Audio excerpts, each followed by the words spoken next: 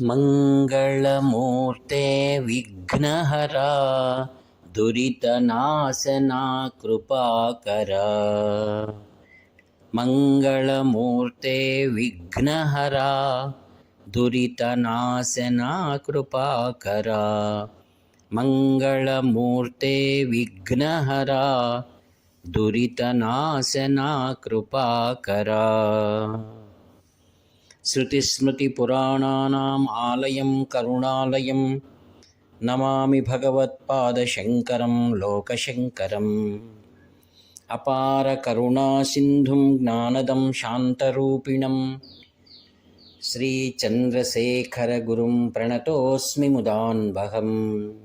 देवे देहे च देशे च भक्त्यारोग्यसुखप्रदं बुधपामरसंसेव्यं तं श्रीजयेन्द्रं नमाम्यहम्। नमामः शङ्करान् वाक्यविजयेन्द्रसरस्वतीं श्रीगुरुं शिष्टमार्गानुनेतारं सन्मतिप्रदं श्रीसत्यचन्द्रशेखरेन्द्रसरस्वतीस्वामिने नमः। सर्वमङ्गलमाङ्गल्ये शिवे सर्वार्थसाधिके शरण्ये त्र्यम्बके देवी नारायणि नमोस्तुते। ప్రియమిత్రులందరికీ కూడా ఆత్మీయ వందనాలు.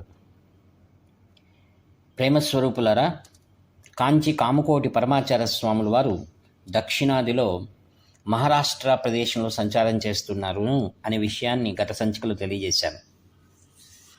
మహాస్వాముల వారు పరమ పవిత్రమైనటువంటి మహాగణపతి మందిరం, అది రాజ సంస్థానం ద్వారా ఏర్పాటు చేసినటువంటిది.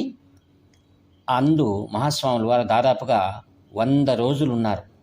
ఆ తదుపరి ఆయన దక్షిణంలోనే మహారాష్ట్రలోనే ఉత్తర దిశగా పదార్పణ చేశారనమాట. అక్కడ సాంగ్లీ నుండి వారు సతారా వైపు మరలారు. తారీఖు 12 జూన్ 1980. వారు పరమ పవిత్రమైన సజ్జనగడ అనే ప్రదేశానికి వచ్చారు. అది కొండపైన ఉన్నటువంటి ప్రదేశం. ఎన్ని రోజులు వారు నడిచారు? దాదాపుగా 11 రోజులు సంచారం చేశారు. ఆ రోజు ఏకాదశి, అంటే 150 కిలోమీటర్లు సంచారం చేశారనమాట. ఇప్పుడు మీకు సజ్జనగడ గురించి ఎందుకంత విశేషంగా స్వాములు వారు ఆ ప్రదేశానికి చేరుకున్నారు? ఆ కొండ దాదాపుగా 11 కిలోమీటర్లు ఉంది. మరి నిర్జల ఏకాదశి మహాస్వాములు వారు అప్పటికే 150 కిలోమీటర్లు నడిచారు వారు. మరి 11 కిలోమీటర్లు ఎత్తున్నటువంటి ఆ పర్వతాన్ని వారు అధిరోహించారనమాట. అది ఎందుకు కానంత ప్రాధాన్యత అంటే, అది శ్రీ సమర్థ రామదాస్ మహారాజ్ అని పిలుస్తారు ఆయన్ను. ఆయన ఎవరనగా ఛత్రపతి శివాజీ మహారాజ్కు దేశము, దేశభక్తి, మరాఠా యొక్క గొప్పతనాన్ని గురించి, సాధు సత్పురుషుల గురించి వారిని మేల్కొల్పినటువంటి మహాపురుషుడి యొక్క సమాధి స్థానం అది. మహాస్వాములు వారు అలా దీర్ఘంగా కొండపైన నడుస్తూ కొద్దిసేపు మాత్రం అంగళాయి అనేటువంటి ఒక అమ్మవారి దేవాలయం ఉంది. అక్కడ వారు కొద్దిసేపు విశ్రాంతి తీసుకున్నారు. తర్వాత వారు కొండపైనకి వచ్చారనమాట.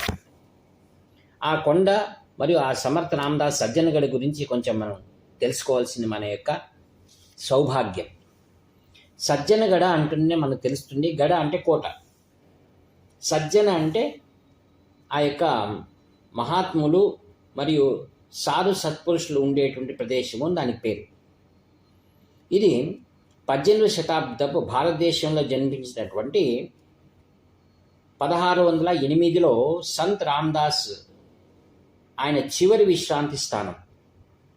సమర్థ రామదాస్ తన జీవితంలో చాలా విషయాలను సంగ్రహించి చెప్పినటువంటి పుస్తకం పేరు దాస్ బోధ్ అని.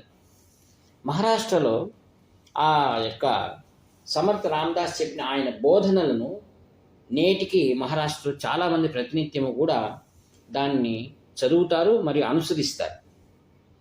ఈ యొక్క సజ్జనగడ గొప్ప తీర్థస్థానం. ఇది సతారాకు చాలా దగ్గరలో ఉంది. పూర్వము ఈ యొక్క ఛత్రపతి శివారాజ్ మహారాజ్ దాన్ని తన స్వాధీనం తీసుకునే ముందు ఈ కోటను బహుమని పాలకులు కట్టించారనమాట దాన్ని.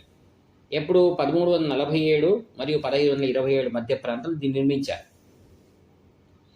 తరువాత 1527లో ఇది ఆదిల్ షాహీ రాజవంశం ఆధీనంలోకి వచ్చింది. ఈ కోటనే ఛత్రపతి శివాజీ మహారాజ్ 1673లో ఏప్రిల్ 2న ఆదిల్ షా నుండి తను స్వాధీనం చేసుకున్నారు. దీన్ని పూర్వం పారాలి అని పిలిచేవారు పర్షియన్ భాషలో. అయితే దీన్ని ఛత్రపతి శివాజీ మహారాజ్ సజ్జనగడ అని దీని పేరు మార్చారు. తర్వాత 1700లో మరలా మొఘల్ ఆధీనంలోకి వచ్చింది. తర్వాత ఈ కోటను మరాఠా వారు తిరిగి స్వాధీనం చేసుకున్నారు. ఇంకా అక్కడి నుండి చివరి వరకు ఆ యొక్క ఛత్రపతి శివాజీ మహారాజ్ మరాఠాల అధ్యయనంలో ఉండిపోయిందన్నమాట ఇది. ఇప్పటికీ ఈ కోట నిర్వహణ మరియు సద్గురు శ్రీ సమర్థ రామదాస్ స్వామి వారి సమాధి అంతిమ విశ్రాంతి స్థానం అండి. నేను ఆ స్థానానికి వెళ్ళాను. అది ఆ యొక్క సమాధి స్థానం అంతా కూడా చక్కటి వెండి కవచంతో చాలా చక్కగా ఏర్పాటు చేశారండి. అది ఎవ్వరికి ప్రవేశం లేదు. కాంచి కామకోటి పీఠం వారి ఈ యొక్క రథయాత్రలో వచ్చినందుకు మమ్మల్ని మాత్రం ప్రత్యేకంగా లోపలికి దర్శించుకునేటువంటి మాకు అనుమతి ఇచ్చారు ఆ సంస్థానం వాళ్ళు. అది మా అదృష్టం. అక్కడ వెళ్ళి శ్రీ సమర్థ రామదాస్ స్వామి వారి ఆ యొక్క మహాసమాధి ప్రదేశాన్ని మేము దర్శించుకున్నామండి.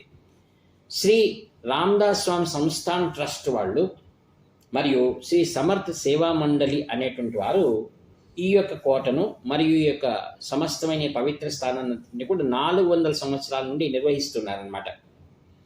ఇంక ఈ ప్రదేశంలో వచ్చే దినచర్యలు ఏముంటాయంటే ఉదయాన్నే ప్రార్థన, కాగడహారతి అంటారండి మహారాష్ట్రలో, అభిషేకం మరియు పూజ, మహానైవేద్యాలు, భజనలు మరియు శ్రీ సంత్ రామదాస్ రచించినప్పుడు దాసబోధ పఠనం జరుగుతాయండి. ఉదయం 5 గంటల నుండి రాత్రి 9 గంటల వరకు అన్ని రోజులు భక్తుల కోసం కోట తెరిచి ఉంటుంది. ఈ గంటల తర్వాత ప్రదేశం మరియు నిష్క్రమణ కూడా పరిమితం చేయబడుతుందండి. ఆత్మీయులారా, మీరు దర్శించాలనుకుంటే ఇంతకంటే అద్భుతమైన ప్రదేశం మరొకటి లేదని మీకు నేను తెలియజేస్తున్నాను. ఇక్కడ మధ్యాహ్నం మరియు రాత్రి సమయంలో శ్రీ సమర్థ సేవా మండలి సజ్జన్గడ వీరి సంస్థానం ద్వారా వచ్చిండే వారందరికీ కూడా కడుపు నిండా భోజనం పెడతారండి, ప్రసాదం. కోటలో రాత్రి మీరు బస చేయాలనుకుంటే ముందుగా వారికి తెలియజేస్తే మీకు చక్కటి వసతి కూడా ఏర్పాటు చేస్తారండి. ఈ సువర్ణావకాశాన్ని మీరు పోగొట్టుకోకండి. ప్రతి సంవత్సరం కూడా శివ జయంతి సందర్భంగా వేలాది మంది భక్తులు ఈ యొక్క సమర్థ రామదాస్ యొక్క ఈ సమాధి ప్రదేశానికి వేల సంఖ్యలో వస్తూ ఉంటారు. ఈ విధంగా మహాస్వాములు వారు ఇట్టి పరమ పవిత్రమైన చారిత్రాత్మకమైన ఈ యొక్క ప్రదేశానికి వచ్చారు. మరొక విశేషాన్ని చెప్పదలుచుకుంటున్నాను. కాంచి కామకోటి పీఠం శ్రీ కాంచి పరమాచార్య స్వాముల వారికి హిందూ ధర్మ ప్రతిష్టాపన చేసినటువంటి ఛత్రపతి శివాజీ మహారాజు పైన అమితమైన ప్రేమ. ఒకవేళ ఛత్రపతి శివాజీ మహారాజ్ లేక కృష్ణదేవరాయలు వీరిరువురు లేకపోయి ఉంటే నేడు మనం అందరూ కూడా అన్య మతంలో మనం కొనసాగేటువంటి వాళ్ళము. ఒకసారి కాంచి పరమాచార్య స్వాములు వారు సతారాలో అలా ప్రయాణం చేస్తున్నప్పుడు ఒక వీధి దగ్గర ఆయన ఆగిపోయారు. ఆ తర్వాత ఎందుకు అలా కూర్చుండిపోయారని అందరూ కూడా పరిచారకులు ఆశ్చర్యపోతూ ఉండగా స్వాముల వారు ఏమన్నారంటే, ఇక్కడ ఎదురుగా ఉన్నటువంటి ఒక మహడీలో ఒక ఇంట్లో వారు ఉన్నారు, వారిని తీసుకొని రమ్మని చెప్పారు. మీరందరూ ఆశ్చర్యపోవచ్చు. ఆ ఇంటి వాళ్లకు స్వాముల వారు ఎవరో వచ్చారు, మిమ్మల్ని రమ్మంటారు అంటే ఆశ్చర్యపోయారు వాళ్ళు. ఎందుకంటే వచ్చిన పరిచారకులకు తమిళ తప్ప ఇతర భాషలో అంత ప్రవేశం లేదు. అయితే స్వాముల వారు అంటున్నట్టు వాళ్ళు వచ్చారు. అప్పుడు స్వాముల వారు వారితో మాట్లాడారు. మీ ఇంట్లో ఛత్రపతి శివాజీ మహారాజు పటం ముందు తీసుకొని రండి అన్నారు. ఆ గృహిణి ఎంతో భక్తితో ఛత్రపతి శివాజీ మహారాజు పటాన్ని తీసుకొచ్చింది. ఆత్మీయులారా, మహారాష్ట్రలో మీరు ఎక్కడ వెళ్ళినా ఎవరింట్లో చూసినా తప్పకుండా ఛత్రపతి శివాజీ మహారాజు పటం ఉంటుంది. ఇంకా కొన్ని ఏళ్లలో అయితే దేవుని గదిలో పెట్టుకొని పూజిస్తారు ఆయన్ను. ఆయన పరమశివుని అవతారమని చరిత్రలో చెప్తూ ఉంటారండి. ఆయన ప్రతి ఒక్కరు కూడా తల వంచి నమస్కరించాల్సిందే. ఆ విధంగా హైందవ ధర్మాన్ని పునఃప్రతిష్ఠ చేసినటువంటి మహారాజు ఛత్రపతి శివాజీ మహారాజ్. అప్పుడు ఆ పటం తీసుకొచ్చిన తర్వాత స్వాముల వారు ఏం చేశారు, తన దగ్గర ఉన్నట్టు దీక్షా వస్త్రాన్ని ఆ యొక్క పటం పైన కప్పి దానికి హారతులు ఇవ్వమని చెప్పారు. పరిచారకులు హారతులు ఇచ్చారు. ఈ విధంగా ఇంత భక్తి ప్రపత్తులు కలిగిన ఛత్రపతి శివాజీ మహారాజ్ అంటే స్వాముల వారికి ఇష్టం. ఆత్మీయులారా, సమయాభావం వల్ల నేను ఇక్కడికే ముగిస్తున్నాను. మరి ముందు తరంగాల్లో సతారాలో స్వాముల వారు ఉన్నప్పుడు జరిగిన వృత్తాంతాలన్నింటినీ కూడా ముందు అధ్యాయంలో మీకు తెలియజేస్తాను. ఇట్లు మీ ప్రియతమ మిత్రుడు నివర్తి నాగభూషణ శర్మ. హరహర శంకర, జయ జయ శంకర.